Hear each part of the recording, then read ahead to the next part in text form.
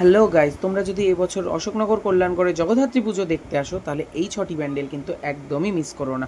কারণ কৃষ্ণনগর আর চন্দননগরের মতন অশোকনগরেও কিন্তু দারুণ দারুণ প্যান্ডেল হয় আর দারুণ দারুণ চমক হয়। তো চলো দেখে নিই আমরা কি কি প্যান্ডেল হচ্ছে।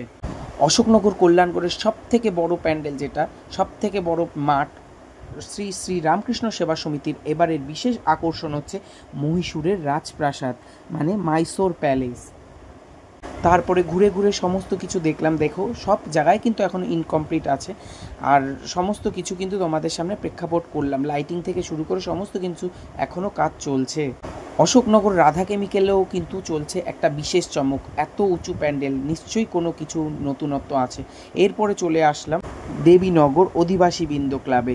14তম বর্ষের বিশেষ আকর্ষণ হচ্ছে মা ভৈরবীর মন্দির। দেখে নাও কতটাই সুন্দর, আর এখনও কিন্তু কাজ অধিকাংশই বাকি। এরপর চলে আসলাম নবোদয় সঙ্গের বিশেষ আকর্ষণ মা। তারপরে নিচ কয়াডাঙ্গা অধিবাসী বৃন্দ ক্লাবে, যার বিশেষ আকর্ষণ অবশ্যই এখনও পর্যন্ত যেখানে কোনো জায়গায় হয়নি, সেটা হচ্ছে রান্নার হেসেল। তোমরাও দেখে নাও যে জগদ্ধাত্রী পুজোয় কিন্তু এবারের বিশেষ চমক হতে চলেছে এই প্যান্ডেলটাতেও। কল্যাণগড় ফুটবল কোচিং সেন্টারের এবার বিশেষ আকর্ষণ হচ্ছে ময়ূরমহল। তোমরাই দেখে নাও। এখন হচ্ছে এতগুলো প্যান্ডেল আমাদের অশোকনগর কল্যাণগড়ে, তো আরও আছে ছোটোখাটো প্যান্ডেল। তো দেখেই নিয়েছো যে সব কিছু কিন্তু এখনও ইনকমপ্লিট, এখনও পুজোর কিন্তু 5টা দিন বাকি।